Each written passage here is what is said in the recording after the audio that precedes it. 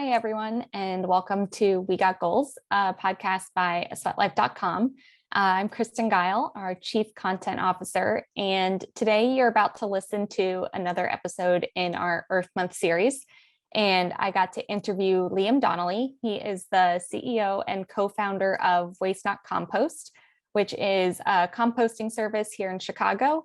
But for those of you who don't know, Waste Not, they are the largest all-electric fleet in Illinois, and Liam is an alum of Loyola University Chicago's School of Environmental Sustainability, and he's been thinking about this idea for Waste Not Compost ever since he was a teenager. So he's only 25 and he's been doing this for 10 years. He is a bona fide business owner, and with the help of one of his high school classmates, Lauren, he's been able to really market and grow the business into serving a lot of Chicagoland, whether it's businesses or individual homes or multi-unit buildings.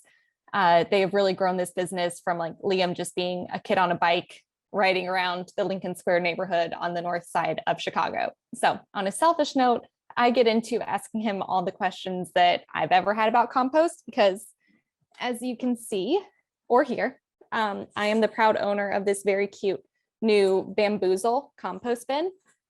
You can't see this, but there are 3 banana peels in this. So I've basically saved the world already. It's also got a cute little carbon filter in the lid, so I can't smell anything. I have no idea what's in here. It's locked. But anyway, this is my first foray into composting. So I asked Liam for all of his tips, the biggest misconceptions and challenges that people face when composting, especially in an urban area like Chicago, where I live in a condo building. I don't have a balcony. I don't have a backyard. This little guy has to stay in my house. And for so long, that has prevented me from thinking that I am capable of composting. And spoiler alert, I am not. I can do it just as easily as anyone in a single family home with their own backyard. So Liam sort of talks me through the ABCs of composting, best practices, tips for success, and some of the cool perks that the Waste Not members get. So you'll hear Liam chat through all of that, and it's a really fun interview. If you are in the Chicagoland area and you're interested in learning more about their services, you can go to their website. It's wastenotcompost.com. And I wanted to mention this at the top of the episode. They are doing like a really good new client referral program right now, where new residential signups get a $22 credit for Earth Month. So that expires on April 30th. So I wanted to give you all a chance to check that out before the code goes away. So check out their website for more info. We'll have that in the show notes as well. And now let's get onto the episode. Liam, welcome to the podcast. Thanks so much for having me. I'm very excited. Yeah, we're excited to have you too. We've got a couple of members of our community who have glowingly raved about Waste Not services and how easy y'all have made composting in an urban environment like Chicago. So before we get too far into the details of compost, I'd love to hear your origin story and how you thought of this idea. And I know it's been, a years-long process. So walk us from when you first had the idea for Waste Not to what y'all are doing right now. Yeah, absolutely. So to be completely honest with you, this idea was something that came to me through the demand of others. It wasn't something that I set out to go and accomplish. I grew composting in my backyard. My parents were composting before I was born, and I never really gave much thought to it. It was just another chore that my brothers and I did every week. 14, I got a work permit to go work in a local cafe.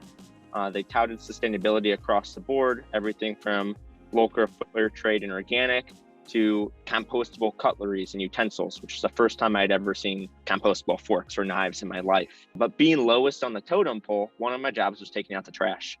And every so often, our dumpster would get so filled that I would have to literally jump in there to pack it down.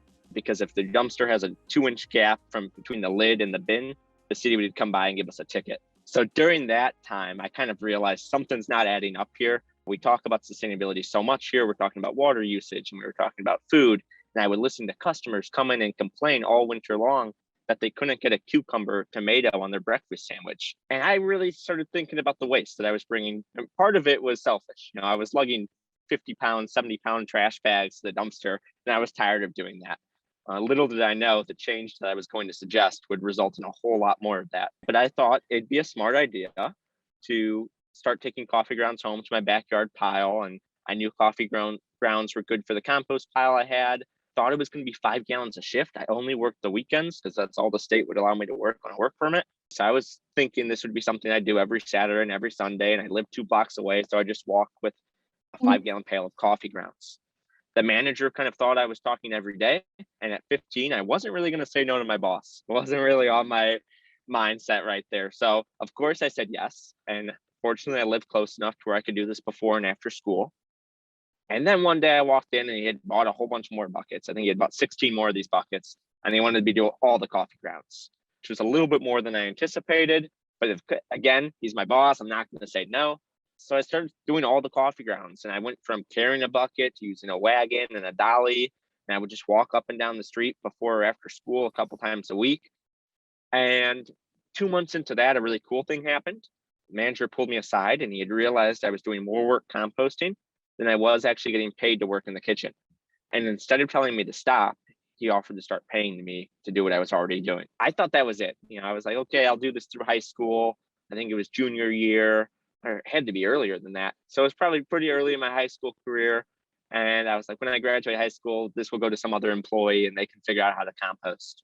But as I built this up, one day I came home and my mom had found this kid's bike trailer to help speed things up. And we took off all the fabric and we put some plywood onto it. And all of a sudden it became this bike powered compost collection service that I would do twice a week. And just with that little bit of visibility, other cafe owners in the neighborhood were coming in and asking for the compost kid. At the time, that really offended me. 15-year-old Liam was not happy being called the compost kid. I thought I was, I had a name. I thought I was more than that. But these cafe owners, they wanted to pay for a composting service too. And they convinced me to say yes to them. They hired me as an employee, which was really cool looking back on it. They were taking all the risk and all the liability. But I still thought this was, a high school hobby. There was no way I saw this growing the way it did. Thought this was going to be something. I graduated high school, I go away to school in California or New York or Washington, and that's it. I go on to something else. But then I had this increased exposure. My second cafe client ever, the owner also built custom bicycles. He knew I needed a better trailer. This little kid's trailer was breaking all the time. So he built me this custom bike trailer to haul coffee grounds around, 5-gallon buckets. And it had advertising space on it. So I just, threw a name on there. And people started coming into the cafe I worked at and asking for home composting services. And I thought that was crazy. I grew up composting in my backyard. Yeah. It was easy for us because it was something that was set up before I was born. I shared it with my 3 brothers and I said no. I said no to at least 40 different people that wanted me to pick up from their homes. And I didn't even. Sorry to interrupt, but where did you grow up? Like was this a urban or like suburb, or what was the neighborhood like?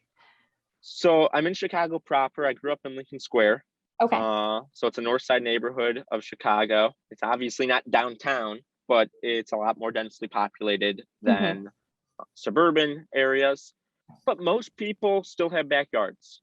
They're small backyards.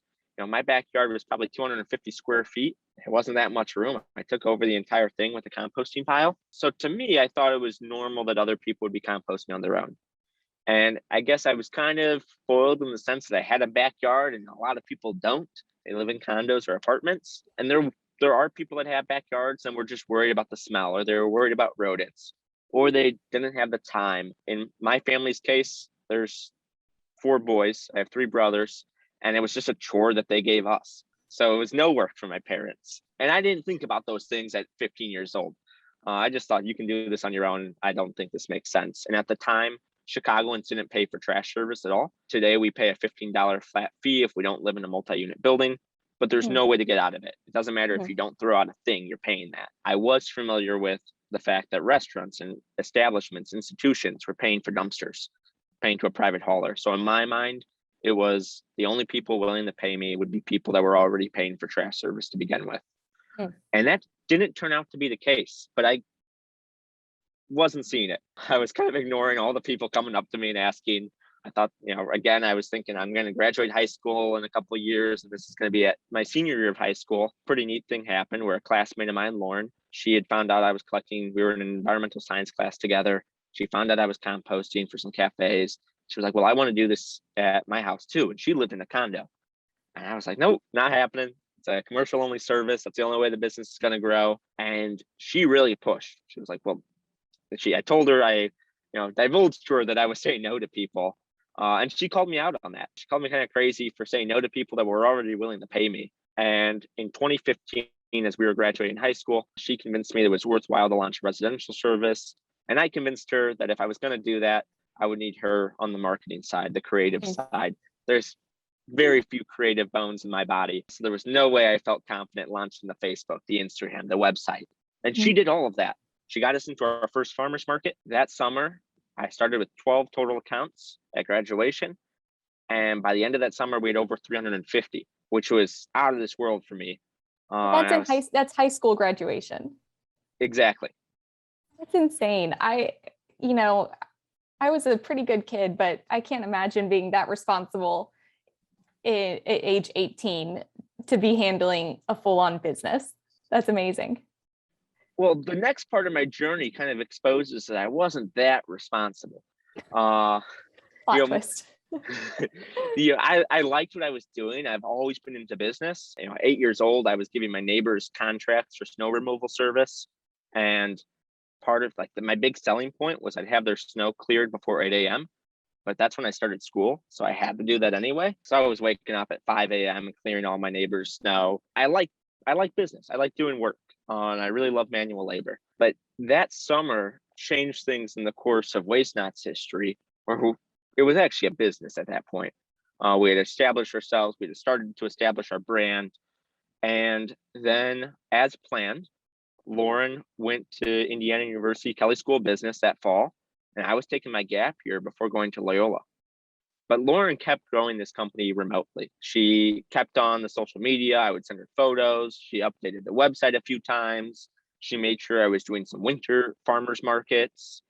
And she thought I had a handle on the operations back home. But all I was doing, every new customer, every growth, was just me saying, I'll bike longer, I'll bike harder, I'll work faster. So it got to this point where I was doing 14 to 16 hours of biking every day. And, there were days where I stayed up 48 hours or more. And I would just be working, collecting buckets of food scraps, dumping them, washing them, prepping them for the next day. And it was terribly unhealthy for me, but I wasn't thinking about it. I was having fun. It was really cool to see. And then she came back on a break and realized what I was doing, realized I hadn't hired anybody. I wasn't planning on hiring anybody. And it was almost a full stop moment because there was no way I could continue doing it. And she saw that. And I was kind of ignoring those signs. I wasn't 100% responsible. I was having fun. It was cool to see things happening. And there came a point where we had to hire people. And at this point, were you all incorporated, or had you done the paperwork to become a business? Yeah, so we incorporated that same year in 2015. Okay. And the first couple of years of the business were really me and just me collecting from cafes where they employed me as an employee. Mm-hmm. And then it was as we were graduating and got it. Lauren said it's time to go residential. I realized that this was becoming more of a business than it was just a hobby and an extra thing for me. So that's when we incorporated. But that was as official as we got. We had a website, we had social media, and we had articles of incorporation. Counts. Other than that, it was flying by the seat of our pants. We were seeing where demand took us, and demand was crazy because it had to be ridiculous. I mean, there's videos of me on this bike trailer, and I'm a 5'6", 100 and probably I was 115 pounds back then. So I'm this tiny kid, and I've got this huge trailer. It's 6 feet long, 40 inches wide, filled with buckets. So anytime I'd hit a hill or a bridge, it was just praying. It was ridiculous. There were times where I'd be rolling backwards. Oh my God. That was the brand. And I didn't realize that. People were really they were starting to talk about this because it was a little crazy. Mm-hmm. But then came the time where we had to hire people.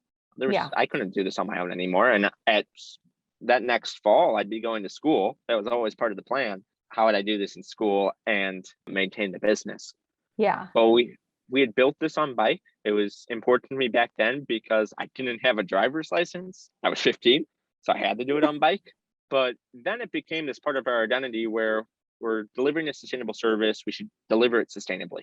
we're composting food scraps. Does it really make sense to go out and buy a gas or diesel or internal combustion powered van and spew Mm-hmm. emissions?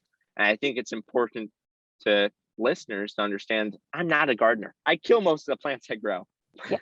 but I do care a lot about greenhouse gas emissions. It was something I Mm-hmm. didn't know much about until high school. Lived my whole life composting, never really realizing the science behind it. And then I started learning about food waste in landfills and the fact that landfills are one of our nation's greatest emitters of methane. It's a greenhouse gas we don't think about very much, but the EPA says it's at least 25 times as harmful as carbon dioxide, the greenhouse gas we talk so much about. We're telling people to stop driving and start biking, start taking public transit, start walking. But those are huge lifestyle changes for most people. So I started realizing pretty early on with this service that a small lifestyle change, the fact that we can teach somebody to throw their food waste in a different colored bin is so much easier than convincing them to stop driving. Mm-hmm. Would be a way that we could make really impactful change. So to me, it was always about greenhouse gas emissions. Maybe not day one. Day one, it was a cool thing. Yeah. Seeing food waste turn into dirt. The moment I learned the science, though, it became I can reduce greenhouse gas emissions with such an easy change. More people should be able to do it. Yeah. And that's where we wanted to stay zero emissions. But we tried a lot of different things. We tried hiring cyclists. Didn't matter how much I paid them, because I forgot the fact that I started with 3 accounts and had grown into these routes where I was doing 80 or 100 stops a day. I had built up a lot of stamina. Most people that say they're avid cyclists have never hauled a couple 100 pounds on a trailer.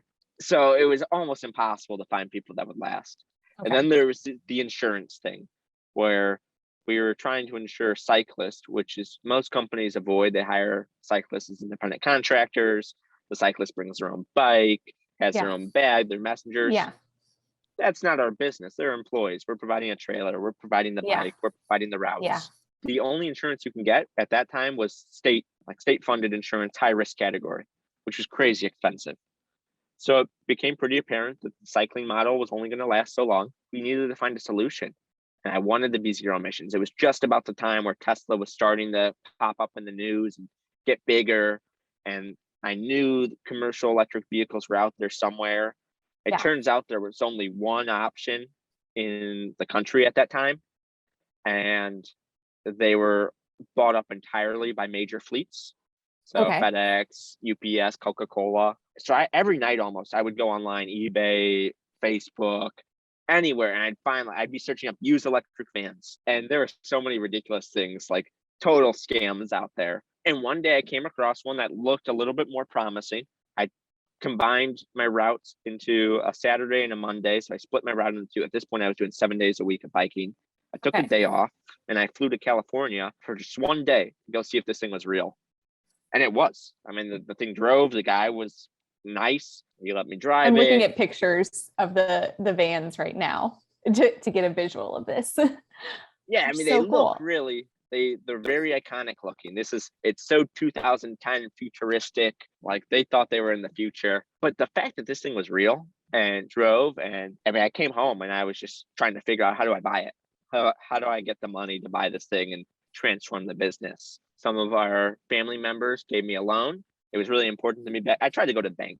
The banks weren't so keen on a 19-year-old coming in and asking for money for a business that had been established for a couple of years. The first loan I tried to get was through a major banking institution. It was a grand total of $8,000. And they responded, yeah, absolutely, we'll give it to you, but it's going to be 8% interest and we want 100% cash collateral. I was like, wait a second. If I had 100% cash collateral, why would I be coming to you for the loan? Right. And it was like total, I was very scared back then. I was like, how can I grow a business being this young? And the banks don't take me seriously. On paper, our numbers were good. Our growth was solid, but it was just too risky for them. Yeah. And I got it. But fortunately, it was important to me. It was loans and not gifts. I wanted to be a business. I had family that believed in me and they were willing to give me that loan. And that really changed the game. We took delivery in the middle of a winter and it changed the course of our entire business. We were then the first all electric waste hauler in the country with a grand total of 1 electric van. And it was a very exciting time. It allowed us to hire, it allowed us to grow. And so now today we've grown into a fleet of over 30 all electric collection vehicles. We have a team of well over 20 at this point, which is something I never envisioned. I didn't want to be a boss growing up. I still don't want to be a boss. If I can find someone else to do the bossing, awesome. But it's like that van became a billboard. It was even Yeah. more iconic than the bike trailer. Yeah, for sure. They're very well branded and wrapped, like really beautiful. And that took a lot of convincing from Lauren. I can't take credit for any of that. At the time, I think we spent either $7,000 or $10,000 on branding, and I had to fight, or she had to fight tooth and nail with me. Yeah. To convince me that it was money well spent. Good job, Lauren. It's most of the story of success is my craziness being reeled in by Lauren. I couldn't do it without her. You all seem like such a good team, and I feel like that's so rare for, people who just met in high school, and connected there. So that's awesome to hear about.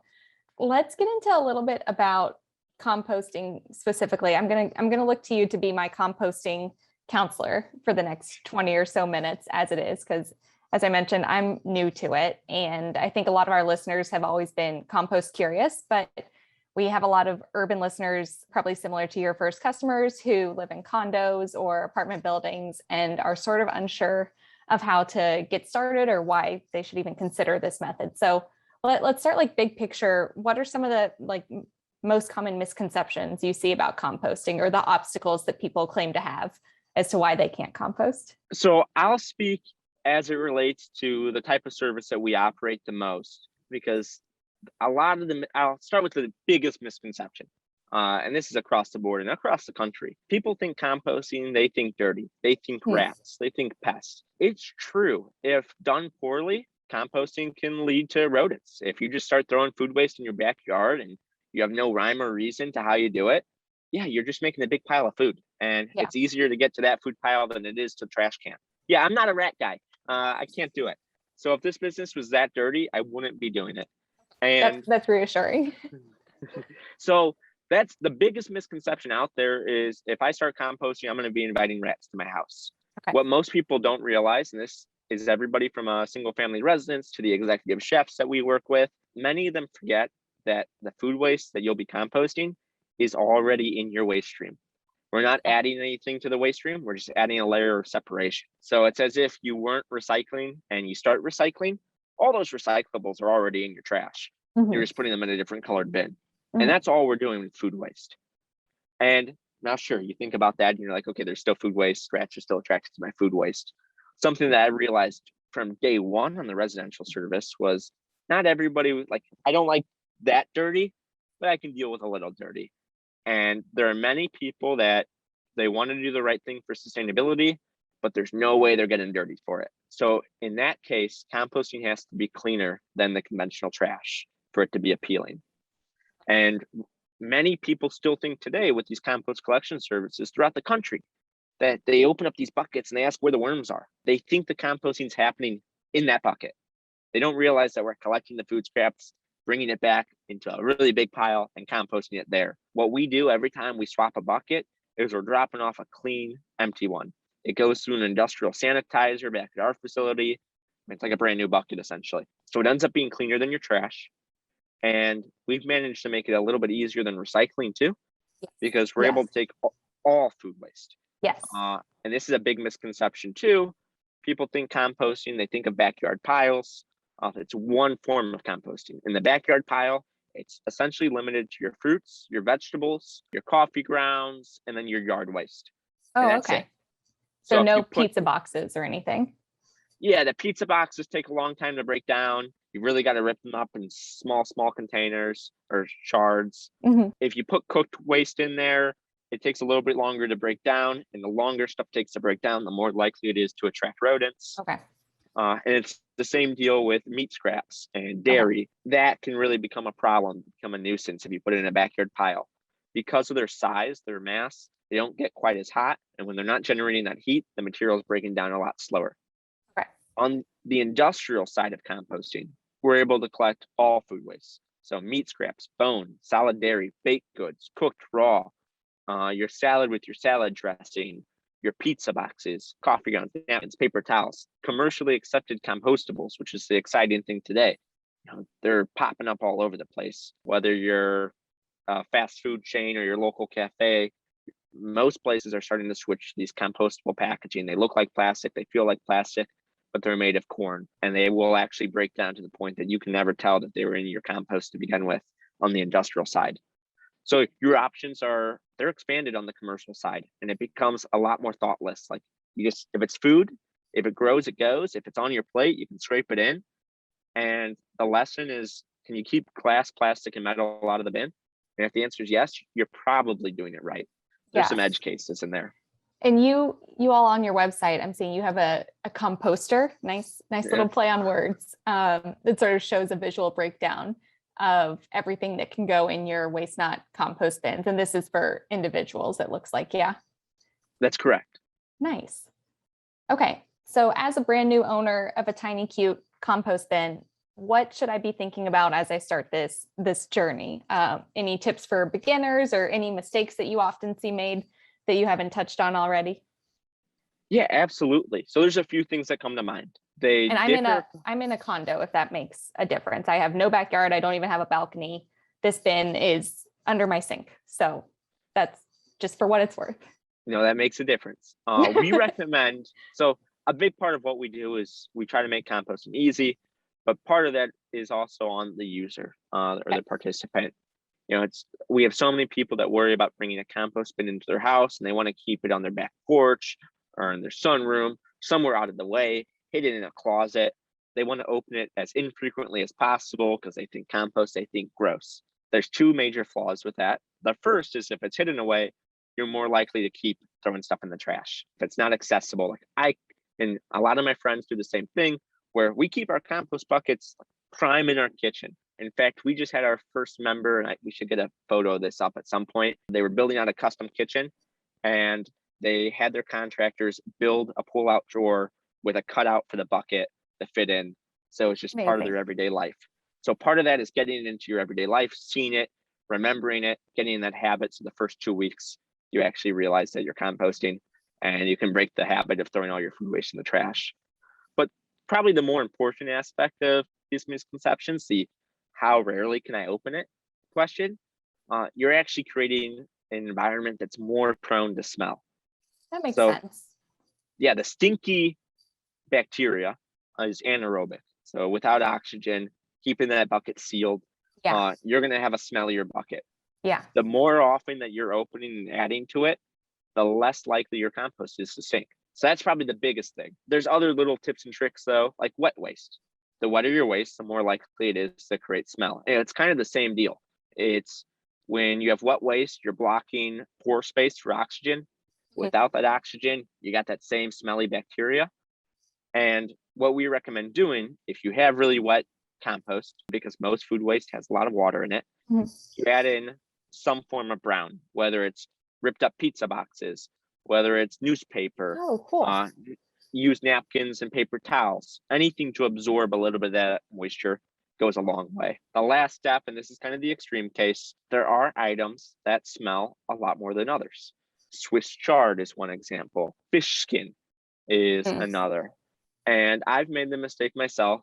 Day one of a fresh bucket, I have salmon. I throw that salmon skin in the empty bucket, and I think nothing of it. I'm going to be regretting that decision in about 3 days. And I only get my compost picked up every 2 weeks. So it's another 12 days of me waiting for that to be picked up. And unless you produce, I drink coffee, I can cover that up with coffee grounds and cover up that smell a little bit, but it doesn't always work. So what we recommend doing is, if you have a freezer space at all, and you know that there's some items in there that are going to stink, you have a little Tupperware container, you throw it in your freezer, and then the day before you get your compost picked up, you dump that frozen stuff into your bucket. It's still going to compost all the same. That's what I've done in the past with veggie scraps. I went through a phase where I felt like I was the pioneer woman, where I would save my veggie scraps in the freezer, and then I would make veggie broth once a month or so. So yeah, of course that would track, that carries over. It's a very similar concept. Absolutely. Nice. What have been one of your biggest surprises since starting Waste Not, whether it's the demand for the services or the logistics of running a business, anything that you've heard from your customers? Tell us what has made you do a double take. There have been so many surprises. It's 10 years of my life that I've been doing this, which is hard to think about. 25 now, and I started when I was 15. That wasn't where my life was going. So this is all one big surprise to me. But there's definitely little stuff along the way. As I look out in the warehouse, I think about all these electric vehicles, and it's really surprising how scared most mechanics are to work on electric vehicles still. Like simple things, brake jobs, rotations. I've had guys ask me, is it going to electrocute me? Is it going to shock me? I'm like, no, that it wouldn't be safe to put these on the road if you were going to get shocked by doing a brake job on it. So that's a frustration and a surprise. People are scared of it still. And until they become more prevalent, it's going to be difficult to work on them. The demand for the service, that surprised me from day one. I didn't foresee the growth that we had. And up until now, it really has been, how do we keep up with it? Demand has always outpaced where we were at up until very recently, which is a fun way of doing business. It's very fast paced, but it does get tiring. Like it's a constant marathon that never ends. So demand is crazy. The people that want to compost and the shift in the market. Back when I started, people would ask what composting was. They actually had no idea. Then a couple of years into it, people knew what it was, but they didn't think it was possible in the city. And they're like, how do you do it? Like, they were no longer asking what composting was. They were now asking, how do you do this in an urban environment? How does it work? And now it's shifted again to, they know what composting is. They want to do it. It's like, how do they sign up? How quick can they get started? And it's not everybody, but those were not questions that were being asked 10 years ago. You had to sell this service to a lot of people. And now people know they want to do it. They're familiar with the concept. They know the reasoning behind it. It's going to be a whole nother level of keeping up demand. We're coming near the end of our time together. And in case anyone has made it through this episode and they're still kind of on the fence about composting, what would you tell them is like some of the benefits that they'll get from it? What would you say to convince them to, start it off and just give it a shot? All right. So one thing I never thought about growing up composting was the fact that we weren't taking out our trash very often. I really thought this was normal because I was born doing it. And I was part of my family that we weren't, I had 3 brothers. There's 4 boys in the house. We eat a lot of food. We go through a lot, and we weren't taking out our trash more than twice a week. I think the biggest realization that new members make in the first couple months of service is how rarely they end up taking out their trash. How much of their trash is food waste? It's about 30% of the municipal solid waste stream, and that's by weight.